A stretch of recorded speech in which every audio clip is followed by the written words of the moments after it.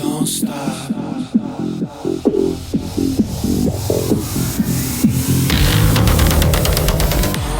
Thanks for joining me on the Everything and Anything and a Bit Gay podcast.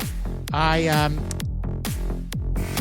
been going through my Facebook a little more often, just trying to see what's out there. I've been getting a lot of new friend requests from people I have no idea who they are. It might be from my podcast or people, or it could just be scammers or spammers or who knows what it is. But I'm always getting these. I turn my notifications off on my phone so I don't get notified every time I get a new friend request. I literally probably have 150 requests sitting there, and I have no idea who any of these people are. I look at them and they're not related to, or they're not connected to anybody I know. But what I do love about Facebook is that it shows you these memories that you have had in the past. And, I've had Facebook now. I think I got Facebook when I lived in Miami when it first came out. So that was 2000. So probably 18, 20 years ago, I guess I got Facebook whenever it came out. I remember I was on MySpace at first, and then Facebook came out, and Andrew's like, oh, we got to go to Facebook, because we had an office in our house in Miami that we both shared. I mean, I wasn't working from home at the time, but we both had our own desk because Andrew was working at home. And I'm like, I'm not moving over to Facebook. What does that even mean? So, of course, I ended up doing it, and then MySpace went away. But I love the whole, you have a memory about this, and then it brings something up that happened 15 years ago, and, your pictures and about where you were. And I've lived a lot of places and done a lot of traveling, so it's kind of just fun to kind of see that. What's interesting is that whenever you unfriend somebody, those memories don't come up anymore, which I kind of love that too. But what I thought about when I was looking this week at some of these memories that I have, because it's the holiday time, and you do a lot of things with friends and family during holiday times. And so, of course, a lot more memories have come up. And one of the things that I just kind of love is just seeing these memories about where I was and what I was doing.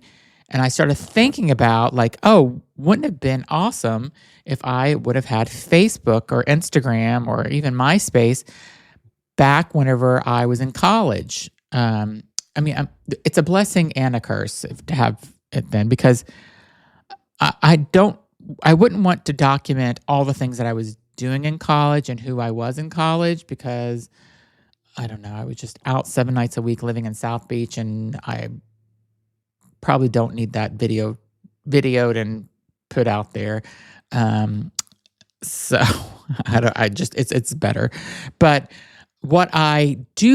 the reason why I do wish is because there's so many people when I was living in South Beach, and I don't know why I've been thinking about this more, but there's so many people that I wish I knew where they were. I knew their first name, and I don't know. There's a guy named Brian and a guy named Alex. And Alex and I don't want to say we dated, but we liked each other. And I lived in this apartment a big apartment called Morton Towers. It's no longer there. It was torn down, and a new big, huge high-rise was built there. But Morton Towers, there was one building, a south building and a north building. I lived in the south building, and Alex lived in the north building. And I'm not even sure how we met. We probably met at this bar called Twist in Miami, which is where everybody ended up at the end of the night. And he was this tall guy. He wasn't Cuban. He might have been Argentinian. No, he wasn't Argentinian. I don't know, but he was so beautiful, and I just really liked him a lot. And I wish I knew his last name, because I would love to just reach out to him and see where he is and see what he looks like now. And my friend Brian, who lived in South Beach, he was so nice and he was amazing. And every time I seen him out, I had his phone number back then, but did I have a cell phone back then? No. Yes, I did have a cell phone. Or did I? I don't know. What did you have in the 90s? Probably the big block cell phone, if I had one. I can't I oh, I did have a cell phone. Anyway, I'm rambling now, but um, there's all these memories that I wish that I was able to document with video, with an iPhone back then, or taking pictures and things like that.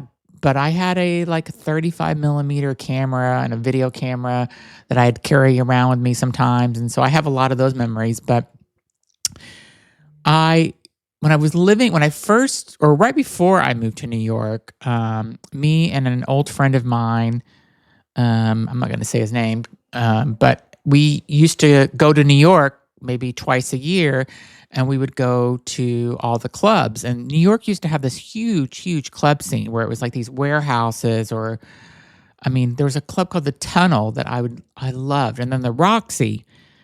I mean, when we were living in Miami and we would go there, it just we were young, cute, wearing, I don't know, a shirt showing your belly button ring, and big platform shoes, and we were typical club kids, and we would get in for free even though we weren't from New York, and we would get free drinks almost the whole night from a bartender. You had to pick the right bartender who thought you were cute, and it was amazing. And I wish I could go back for just 1 week and just do that life for a week. I mean, I would have to. I mean, I'm ready for bed at 10:30, 11 o'clock now. And back then, you wouldn't go out to about 11:30, 12, maybe 1 o'clock. So, and then you would have after hours that started at 5. So, a completely, completely different lifestyle than I'm than I'm living now. Um, but my guest today is a guy that used to DJ and do promotions for these clubs I would go to in New York, and it was so amazing to kind of like catch up with somebody that was doing this stuff. I mean, the Tunnel was so amazing. The Tunnel was a great club, played house music, and the interesting thing was is that it wasn't all gay, but whenever you walked in, there was this like, I think it was an old train tunnels or train station or something. There's a story behind it with trains. It might have been old train tunnels or something. And there was this, and that's why it was called the Tunnel. But there was a side room when you kind of first walked in, and only certain people could get in. And I'm not putting myself up on a pedestal, but because I was a club kid and dressed in blue vinyl pants, or I don't know, black latex pants, and I had 4 earrings in each ear and rosaries and this satin. I can't even believe I wore this. A satin backpack with a big glitter heart on it, and oh god, I think I even had a pacifier in my mouth at one point. Like I can't even believe that's who I was, but that's who I was. And you could get into this side room, and the side room was like a private room where maybe like 40 people at the most were in, and it was like free drinks, and there was always a fabulous drag queen that was back there. And anyway, this guest today, his name is Tommy. We kind of go back and talk about the Tunnel and the Roxy and the Palladium and those clubs that he worked at. And his story is really interesting. He was this promoter, and he was going to take over the Meadowlands doing promotions, and basically Live Nation came in and took all this away from him. And it's a really interesting story, and he's been in this court battle with Live Nation for 15 years and will not settle with them. And I loved his story, and I love catching up with him. So I hope you enjoyed the interview. And if you were back in those club days in New York when I was, maybe we'll spark some memories for you as well. So enjoy the episode. Hi, thanks for joining me in the Everything and Anything and a Bit Gay podcast. Today I have a DJ who is well known in the New Jersey, New York area. His name is Tommy D. So welcome to my show. Thank you so much for having me on. It's a pleasure. So you built your name in the New York, New Jersey area. You were a DJ. Tell me a little bit about like where you started and how you got started, because you were at some pretty big places. Yeah, I was actually a nightclub promoter. I started off from nothing. I ended up how I got into the business, I ended up living on my own at a young age, around 16 years old, Oh, wow. and I rented houses. And to pay for those houses, it was kind of an accident. I ended up throwing underground house parties, Oh, packed houses out with hundreds of people, yeah. charged people for a keg of beer, for a cup of beer, Yeah. and that's how I paid my bills. And that's actually how I ended up getting into the entertainment promotion business. Yeah. And then what did you do? How did you kind of get, hooked up with some of the bigger places where you actually started kind of DJing and promoting? Yeah, so I saw that like I was bringing people to New York City, like iconic clubs like the Tunnel, the Yeah. Limelight back in the day, Love those but I was two. only such good times. Yeah. Carbon, I was running just guest lists, like because I was coming in with like 200 people, and then I was like, maybe they can pay me, and I get like $1 a head, $2 a Yeah. head, and then I was like, you know what? I've always loved music. Maybe I can turn this into a business, and then I was like, you know what? I can do this. I want to make this into a club empire. So I Yeah. started working really hard to promote my own first individual party. And it was back like in 96, 97, working 20 hours a day. I got a Wednesday night because nobody went out and partied Wednesday. Yeah. Yeah. um, and I packed that with a lot of hard work with me and a team, about one at the time. Packed that first club out with around 1,500 people. Wow. After that, with a lot of hard work and my team's hard work over years, we really grew to the top. I promoted clubs between the Sound Factory in New York City down the Jersey Shore to Club Karma. Hmm. Opened my own nightclub.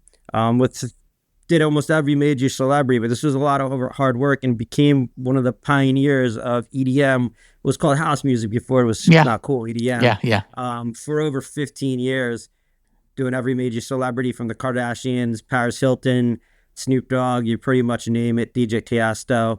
And that's how my career evolved, just with a lot of hard work and a dream. And so did you like DJing more or did you like the promotion part more? DJing, I only really did more for fun. Yeah. It was on the side. It was really the promotion part. I built DJs, which I really enjoyed. I Yeah. love music, so I really love building DJs, working with them on the production, and building them in the industry, and seeing them start off like I was as a nobody, and then grow up, Yeah. grow through the industry to high levels. You know what's crazy to me? Like some of these DJs that whenever I was like in the 90s living in New York and I look them up now on Instagram or whatever, they're like in their 70s now. I'm like, oh my God, I can't even believe, it's crazy how time has like flown by because I still would think that they were in their, their 30s or 40s and they're, like Junior Vasquez, for example, like I think Yeah, he's early 70s now or something. So it's kind of crazy. Junior back from the Sound Factory days, Yeah. So Yeah. you experienced the good times. Oh, I experienced the tunnel was amazing. I used to love, love, love the tunnel and Roxy and yeah, there was all these great clubs when I lived in New York. I don't think there's any clubs like that anymore in New York City. I don't think they can afford the space anymore. No, Live Nation wiped out the club industry, so that's why there's no more clubs in New York, many in New York City. Yeah, so you weren't just promoting parties, you were kind of building like these safe spaces for people and people who wanted to come and just have a good time, right? And that was kind of your vibe. Is that kind of accurate?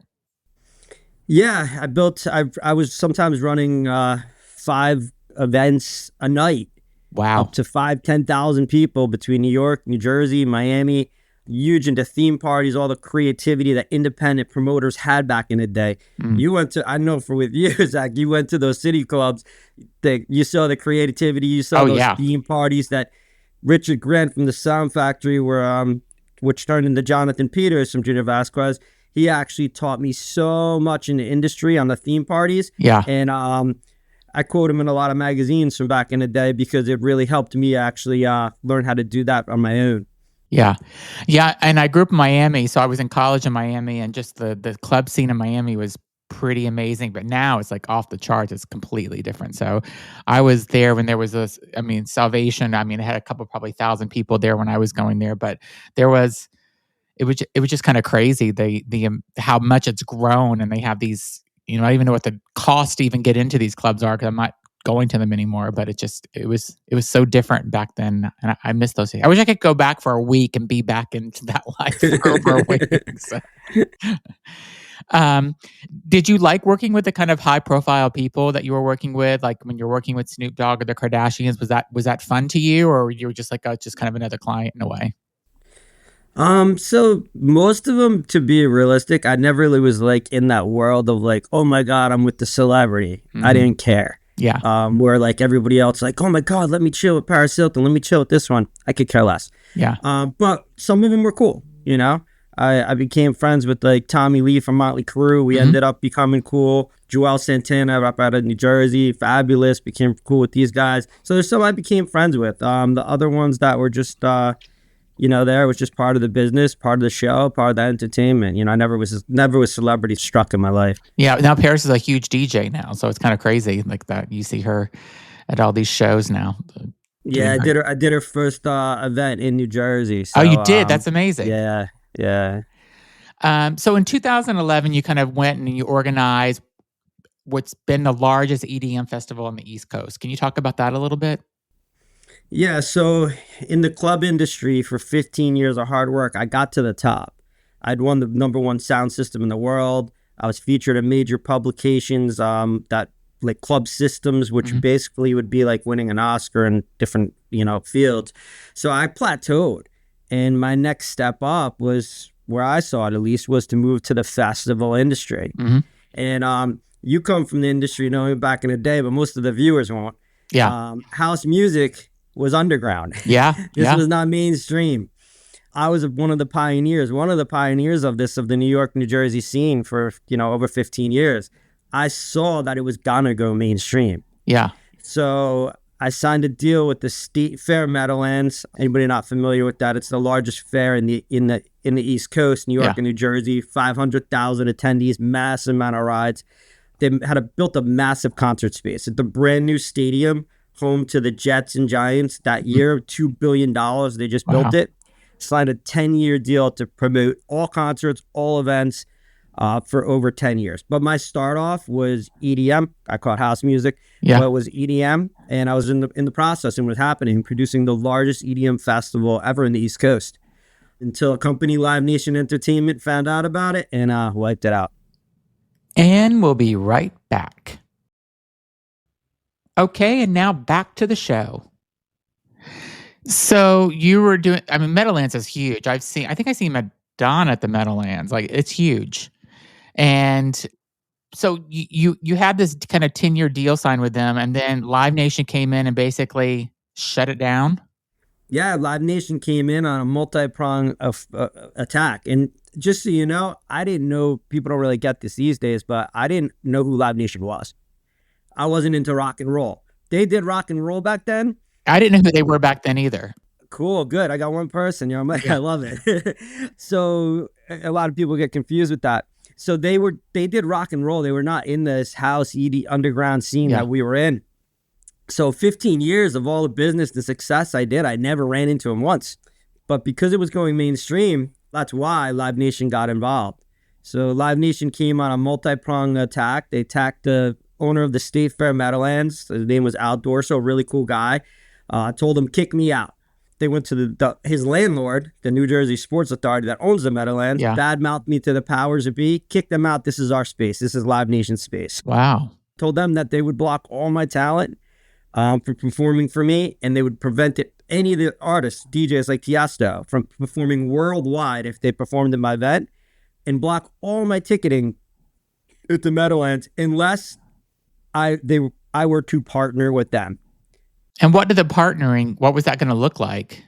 Well, I didn't even know who they were. So the partnering, I had no idea about until I took a meeting, because the owner of the State Fair Meadowlands, Al Dorso, cool guy, he said, look, Live Nation's blocking your whole entire festival. Yeah. He was panicking. Like, I've never seen the guy was so laid back and chill. He's panicking, going crazy. He's like, they're pressuring me. They're going to stop my fence line. I'm not even going to be able to have my fence. It was wild. So I met with the Live Nation executives, the two top executives, the president of Live Nation New York City, Jason Miller, the VP of talent, John D. Esposito, known as John D. Hmm. I mean, Live Nation CEO Michael Rapino claims that this is their largest market in the United States. I met with them. They came in. Came in aggressive like pit bulls, attacking, saying, "Look, I was trying to give them like a kids show, a rock and roll, like just like, hey, do this and leave me alone. I'll let you Yeah. do one of these. This is my spot. And they came in. We will kick you out of the contract. We're blocking your talent from the William Morris agency, which is the biggest house agency where I get my talent at the time. Yeah. That's our exclusive agency. We're blocking Tiesto worldwide. We're gonna kick you the fuck out through the Sports Authority. We're gonna block." They just were going wild. I tried defending us a little bit. What they said was they wanted me to kick out my two partners, John DiMatteo and Vito Bruno. And Vito Bruno was one of the legendary people in the business. I only had a handshake deal with these guys. I could have just kicked them out. Yeah. They said, kick them out. We'll fund 50% of your festival. It will happen, and we'll let you get talent. We won't block it. I told them I wouldn't kick my partners out because I learned from my dad. I never break my word. I learned that something. My dad passed away when I was young, but it was something I learned from him. You got it. You make a deal. Your word is bond. Yeah. So I refused to kick them out. Then they said, "Well, we're gonna block your tickets from Ticketmaster," and I was like, "Dude, how are you gonna block my tickets from Ticketmaster? I do business with Ticketmaster." And they said, "We own them." I thought they were like bullshitting me. After I got out, a simple Google search, I saw Live Nation on Ticketmaster. So I kind of knew I was in a lot of trouble. Yeah. And so you basically took them to court, right? And you're still fighting this, and it's 15 years later. Is that accurate? Yeah, Live Nation got me wiped out of my whole entire contract. I'll prove it at trial. Got me knocked out of the whole entire industry and blacklisted me. I believe made a lesson out of me. Because their CEO, Michael Rapino, at the time, he publicly put in papers, his fear were lesser known organizations were going to lock up EDM's properties before Live Nation did because they were behind the 8 ball and I was ahead of the game, and either acquire or hire them. I refused that. So they defamed me through the industry and got me blacklisted, and I got wiped out, lost my whole entire career. And yes, I've been in a lawsuit with them now it's been 15 years.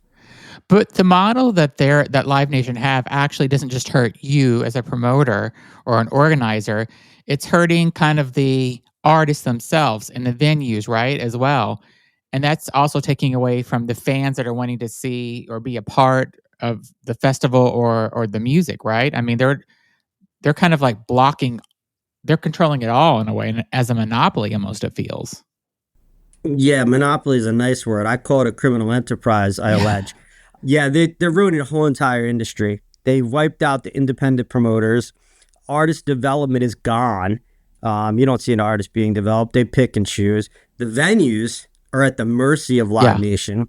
I have an expert report that shows how Live Nation controls what I allege to be a criminal enterprise, controlling the venues, controlling the artists, and controlling the independent promoters with the illegal kickback scheme that they get, inflating the cost of goods, where the promoter doesn't, and the co-promoter doesn't share, the artist doesn't share.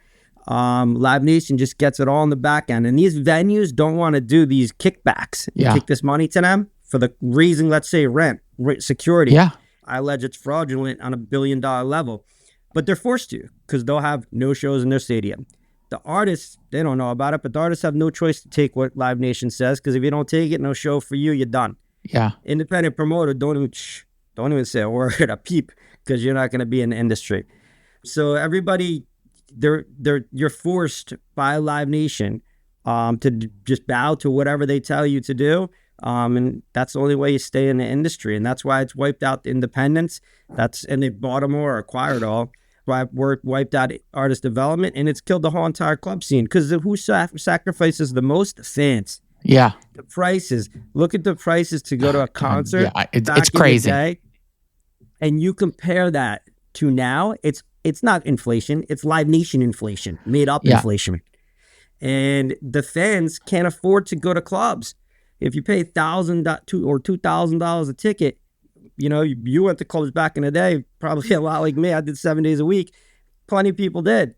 They can't afford to go out after paying that. Yeah, no. Back in the day, it was $10 to get in or something, or if you had a cute outfit on, you get in for free or something. So yeah, it wasn't. Exactly. Yeah, that's why I'm saying like I don't even know how much it costs because like they have 11 in Miami now. I know that's a huge thing that's happening, but I think it's like you got to get table service and bottle service, and you're going to probably just drop a couple $1,000 just to sit down.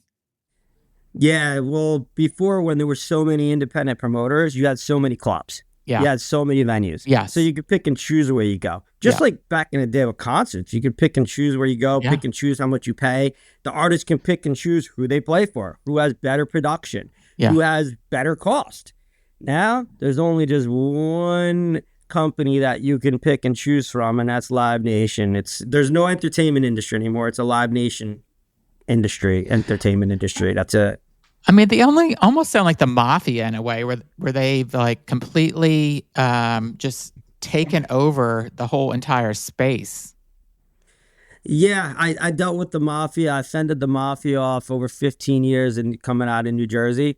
Um, and the mob let me do business though, I'll tell you that. Way better than a Live Nation. Yeah. But mob run communities, it's a bad thing, obviously.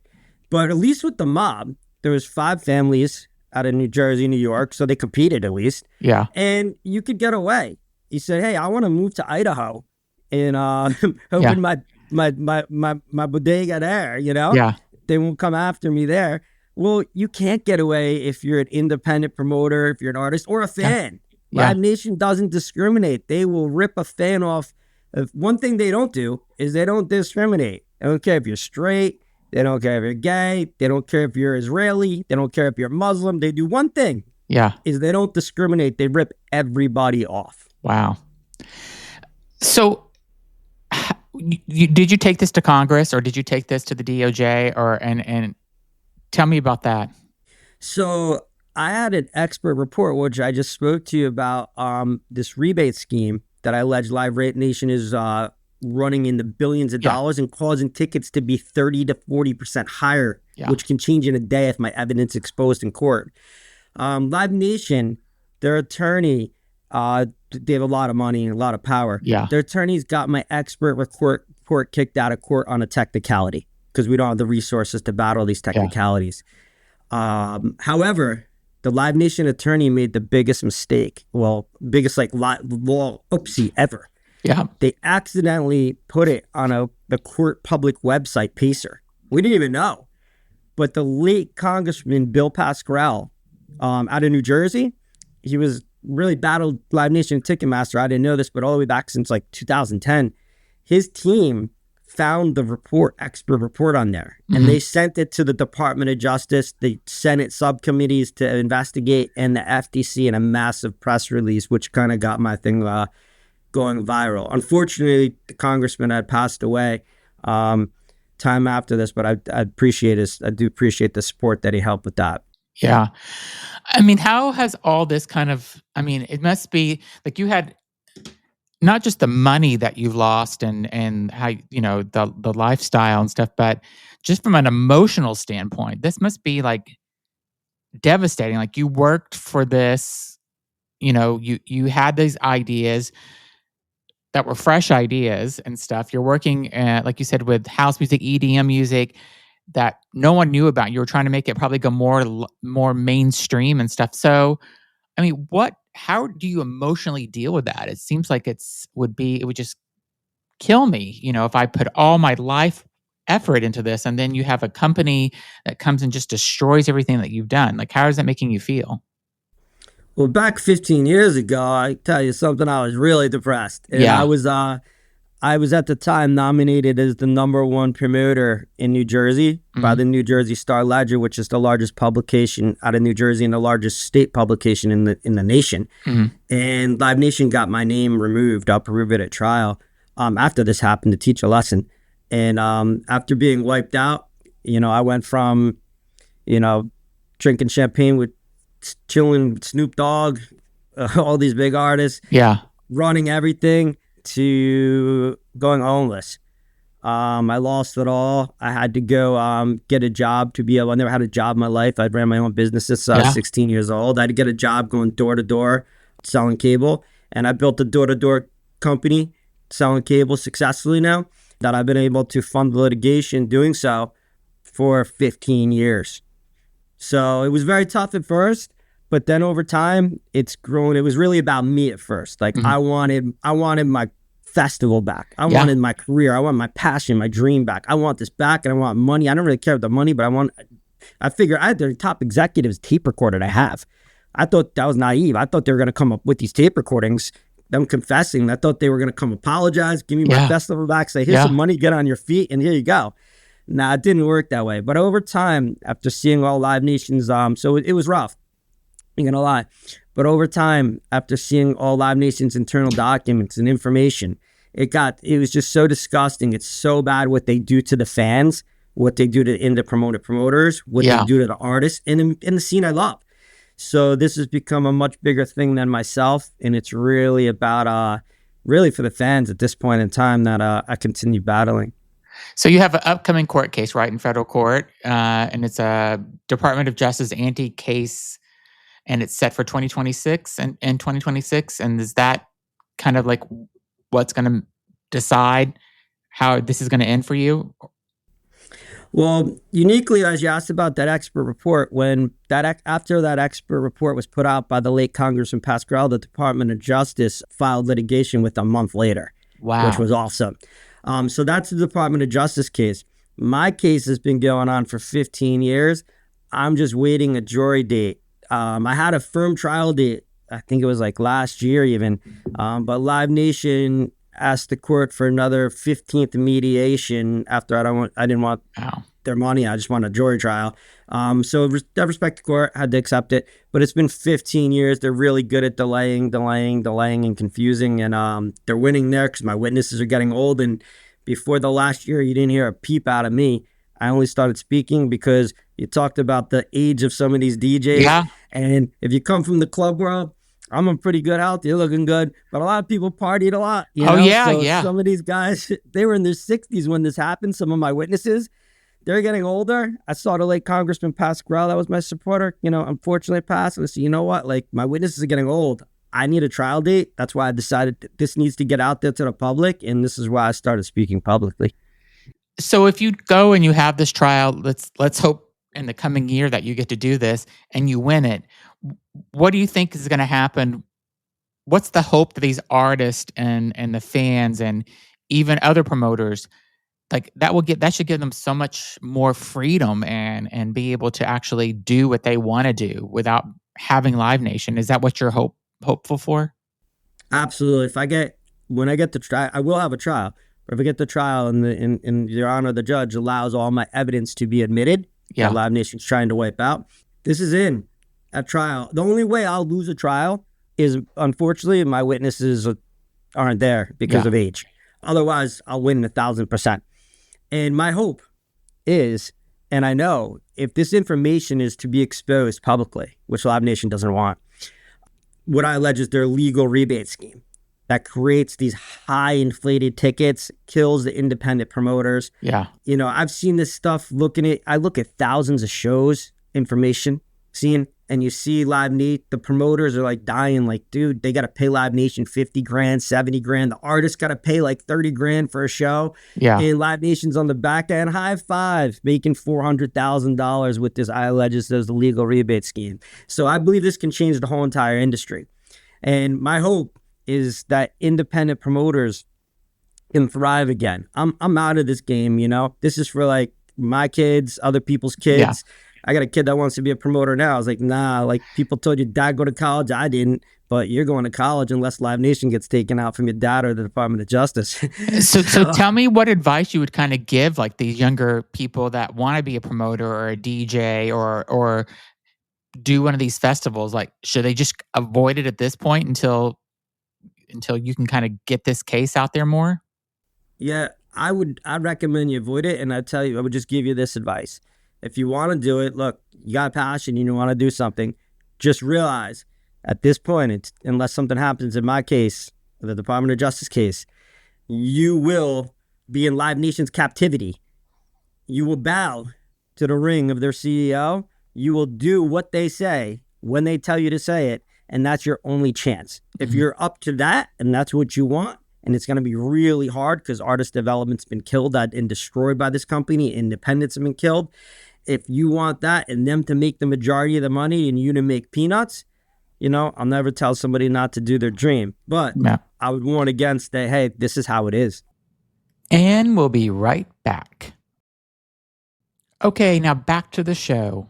So, I mean, like house music was everything for whenever I was growing up. So, what kind of music would you like to see this next generation kind of inherit from back in our day? Was there anything that you would like to have? I mean, would you love to see? And the funny thing is on TikTok, there's a lot of these house music songs that people are like now and putting into their TikTok videos. And I'm like, that's the song back from 1997. Like, that's so crazy. So I've there, seen that too. yeah, it's kind of coming back a little bit. But would you want this new generation to kind of bring back that sound again? Well, look, what I want is independent promoters to exist. There Yeah, isn't any. And in 3-4 years, Live Nation says there will be none. If these independent promoters are out there, people get creative. yeah, You get creative in music. You get creative in these awesome theme parties I created and you've yeah, been to. You know what? And then the music gets creative. You build talent. You build these DJs. You build artists. And the development of artist development has been destroyed. And you know what? The music, I can't tell you where to be then, but I can tell you something.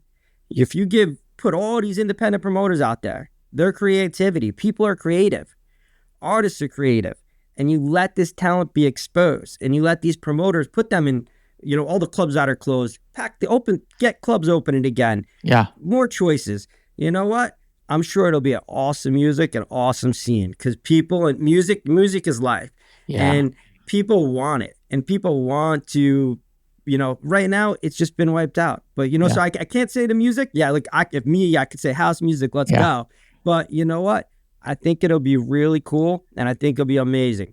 But if you leave it to just one company, one mafia, one monopoly, it's going to be dictated what they want you to hear. You're going to hear what you, and it's not what you necessarily want the music to be. That's what it's going to be, and that's Yeah. what you're going to like because you got no choice.